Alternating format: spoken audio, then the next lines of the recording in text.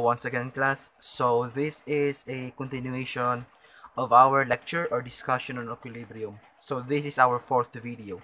So in this video, we will be talking about examples on equilibrium. So in sample problem number 1, let's consider this bridge truss joint. Okay, so in this problem, what is being asked is to locate or to identify the values of forces T and C. Okay, so C is for compression and T is for tension. With the given forces along X, yung along X is 8 kilonewton.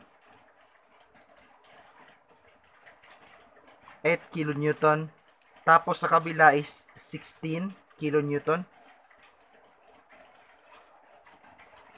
And along y-axis, we have 3 kilonewton. Okay, please see for your handouts for further elaboration of this problem. So as you can see in your handouts, we have 40 degrees for the tension, my 40 degrees with respect to x-axis, and for the compression force, we have 20 degrees with respect to y-axis. So basically, if we are to draw the free body diagram in this problem, itong problem na ito mismo is already the free body diagram. Okay, so we don't need to describe, or we don't need to solve, or we don't need to draw the free body diagram. So in this problem, yung hinahanap natin is kung ano yung values or ano yung magnitude ng compression at saka yung tension.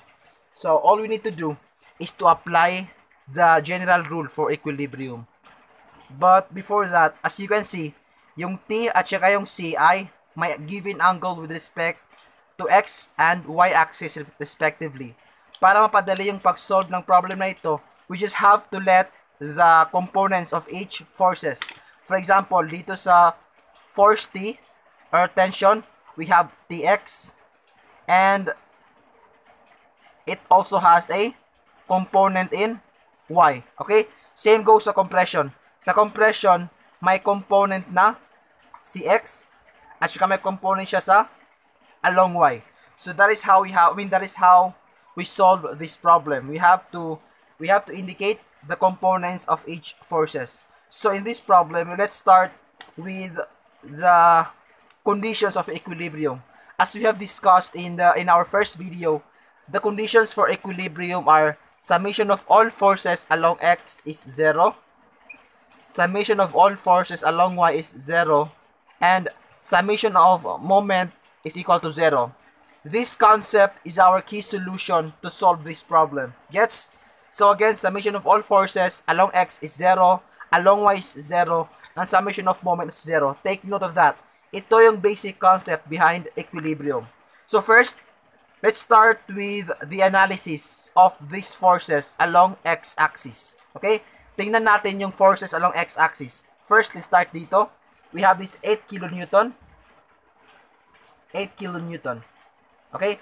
Summation of all forces at x is equal to 0. Sa summation of all forces at x, let's start with 8 kilonewton. Tapos may Tx dito plus Tx. Again, yung sabi ko sa first video, assumption natin sa x-axis na forces, yung yung direction niya is rightwards, meaning to say positive yung sign. On the other hand, yung lahat ng forces na along sa left direction, ang sign nun is negative. For example, sa 8 kilonewton we have positive, Tx we have positive, and then sa Cx we have positive Cx, and then we are left with negative 16. Okay? Gets? So as you can see, 8, Tx, Cx, and only 16 has the sign of negative. Take note, yung first na file na upload ko, may mali because I did not put the value of negative 16. Okay? Paki-download yung bagong file that I have posted. So basically, before we simplify this equation, let's first break down these subscripts. Okay? Gawin natin siya ito. Let's make it, or let's convert this one into its trigonometric functions. For example, si Tx, di ba Tx, may angle siya na 40 degrees with respect sa x-axis. So, meaning to say, t cosine of 40. Tapos, si CX, may angle siya na 20 degrees with respect sa y-axis. Meaning to say, it's C sine of 20 degrees. Gets? Tapos, this one, 8 and negative 16. Simplify natin, negative 8. Negative 8, transpose natin sa right, magiging positive 8. Gets? So, this is our equation 1. So, we are done with summation of all forces along x. So, let's proceed with summation of all forces along y. Okay? So, I hope you can still cope up or you can still follow in my solution. So, continue natin yung solution natin sa summation of all forces along y. So, summation of all forces along y, mayroon tayong ty. Tapos, ang ty natin is upward, so positive. Assumption na naman sa downward is negative. So, sa 3 kN is may negative sign. Tapos, may cy, negative sign as well. Gets? So, again, same goes sa ginawa natin dito. Yung mga y na subscript, i-convert natin sila sa trigonometric conversion. So, si t, nandito si t. If you are to see for this one, yung 40 degrees is with respect sa x-axis. So, yung mangyayari dito is t sine of 40. Tapos, si c is magiging c, since yung 20 is with respect sa y-axis, ang cosine nito is 20 degrees. As you can see, class, may negative 3 dito. Yung negative 3, i-transpose natin sa right. So, ang mangyayari sa negative 3 is magiging positive 3. Okay? So, this is our equation 2. Gets? So, as you can see, we have these two equations. Ang gawin natin is, let's convert this one, this equation number 2, with respect, let's use the value of t with respect to c. So, t sine theta, or t sine 40 is equal to 3 plus c cosine 20. Let's divide both sides by 1 over sine 40. Gets? So, divide both sides natin sa 40.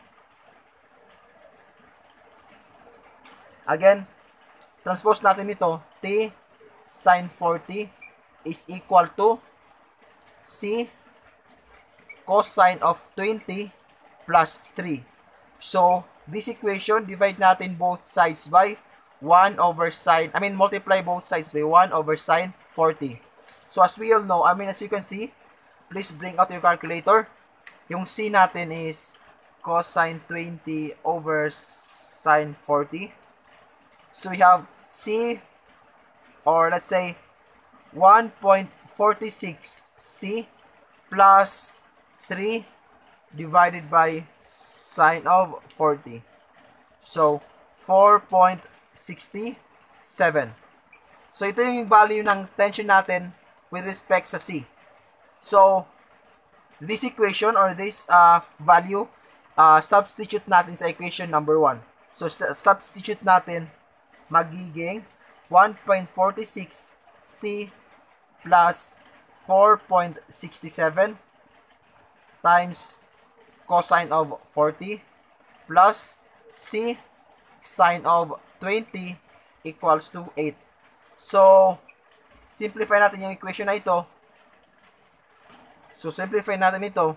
Distribute natin yung values nito. So, 1.46 ito.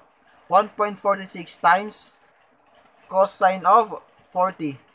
So, we have 1.12 C plus this one, 4.67 times cosine of 40, we have 3.57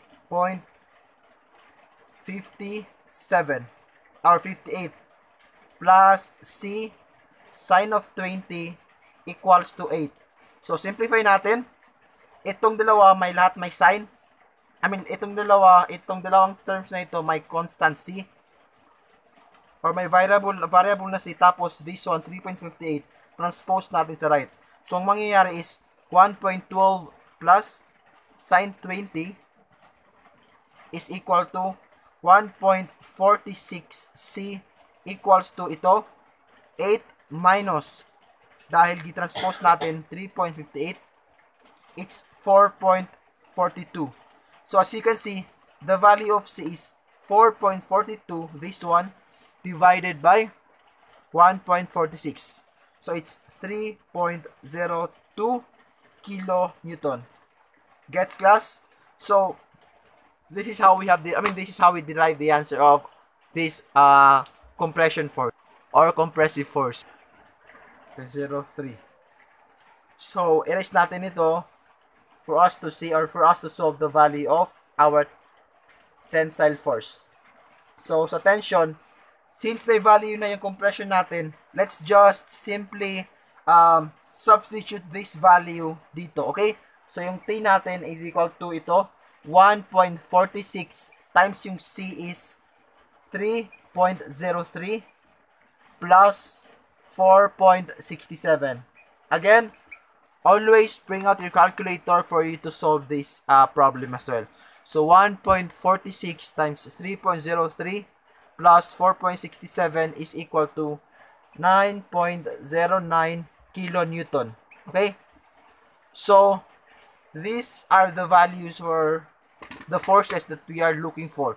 So yung compression natin is 3.03, yung tension natin is 9.09. So if you have further questions, just comment down below in the comment section. So wait for the 5th video.